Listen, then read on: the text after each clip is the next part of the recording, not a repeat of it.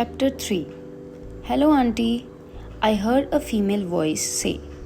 My mother had just answered the doorbell. I was sitting at my desk reading a chapter on major constitutional amendment in a book that could compete for the most boring textbook in the world and win hands down. Saurav had left for work. Papa had gone out to meet a friend. I checked the time, 11 o'clock. I opened my bedroom door a little to peek at the unexpected guest. Alia beta, what a nice surprise. Come in, Ma said. I shut my bedroom door quickly. She must not see me in a waist and shorts again. Keshav, my mother shouted. I ran to my closet and pulled out a pair of jeans and a shirt. My mother opened the bedroom door. She found me buttoning up my shirt. What are you doing? My mother said. Nothing. That girl we met from Tower B has bought a payasam. Is she still here? I said, tucking my shirt in. I can't send her away from the door, no. She's not some delivery boy. Of course not. My mother come close to me. She sniffed my neck. What are you doing? I said. Checking if you smell. Should have take a bath before wearing a fresh shirt. It's fine, Ma, I said. Come and talk to her. I will make tea. What do I talk about? I said. I don't know. She asked for you. Really? Why? How do I know? Go now. Hi, Keshav. Sorry to disturb you, Alia said, standing up to greet me. Black Lululemon yoga pants, a lavender sports top, and a pair of hazel eyes. Happy to be disturbed while studying. Ma said you brought payasam? Yes, Elanir payasam. Coconut kheer with jaggery. You shouldn't have, but thank you. Please sit, I said. We sat across each other on the living room sofas. Alia scanned the Rajasthani artifacts in the room. Nice place, she said. You live here with your parents? With my parents and Saurav, my friend and partner in the agency. Her eyes had taken on a searching quality. I didn't want to be caught staring back, so I looked down at her pink and white sneakers. Your mom said I need not remove them. I brought my eyes back to her face. There's no need. Your partner is around? No, he has a day job. Actually, I wanted to see you regarding your detective work. My mother came in from the kitchen. I took the tray with tea and mithai from her. Auntie, you're being too formal, and all the mithai I have to go to gym now and burn calories. You're so skinny already, my mother said. You can't be the only one feeding us. Here, try the gujia. I made it myself. Alia took a bite of a crescent-shaped sweet. Oh, it is delicious, she said. You wanted to talk about something related to my detective work? I said. My mother looked at Alia and me with the mouth slightly open. Do you have any case right now? Alia said. Not really, ever since the lockdown business is slow. I keep telling him not to do all the detective stuff, my mother said. Such a waste of time. I gave my mother a firm look. I need your help, Keshav, Alia said. I turned to Alia surprised. What kind of help? I said.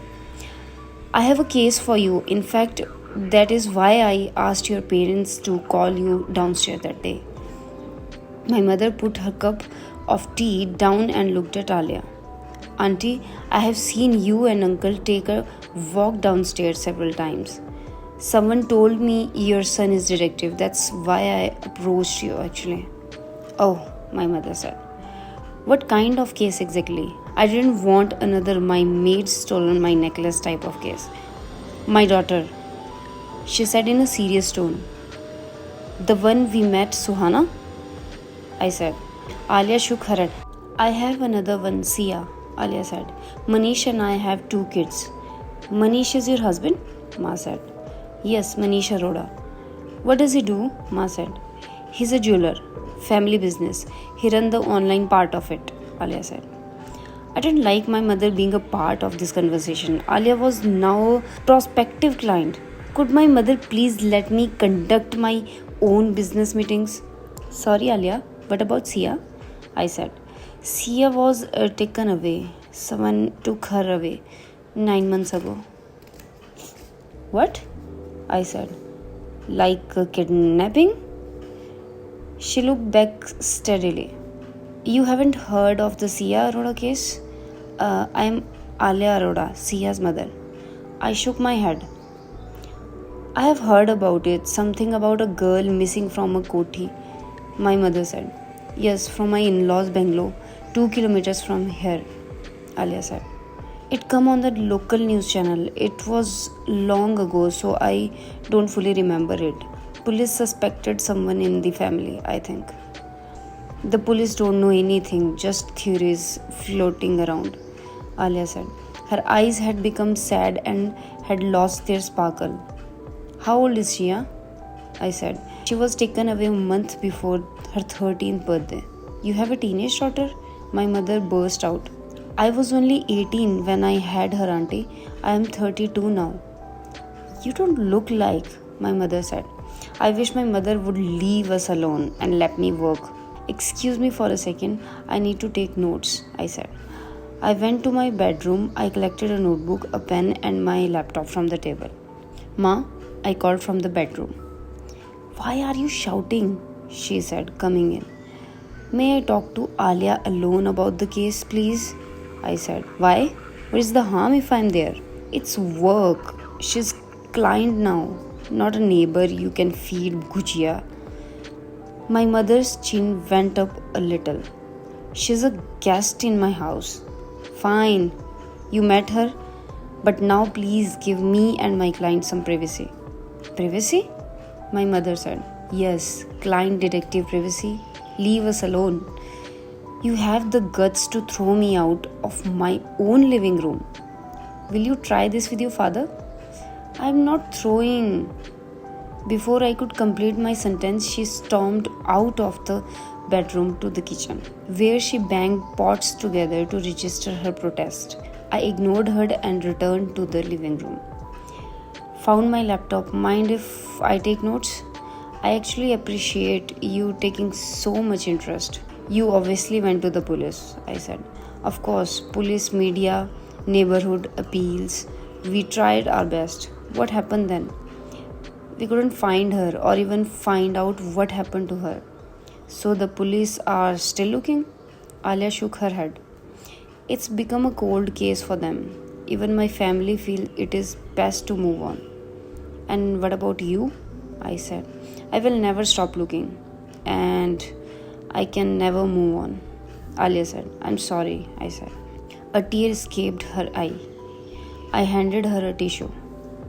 The pressure cooker whistles from the kitchen broke the silence. I went up to the kitchen door and gently shut it, ignoring my sulking mom. I come back and sat down on the sofa again. What happened? What was done to her? Tell me everything, I said. Alia looked at me puzzled. What?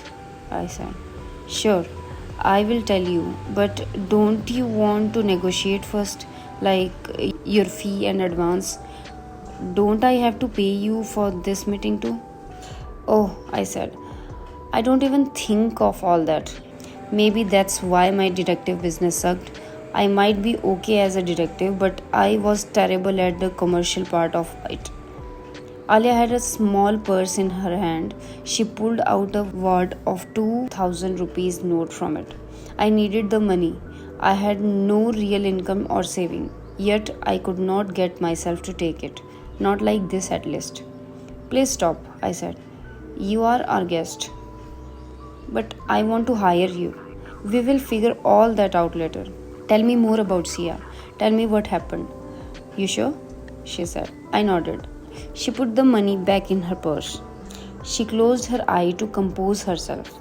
I opened a new Word document on my laptop to type in my notes. She opened her eyes. It happened last year on 17 September. The worst night of my life, she said.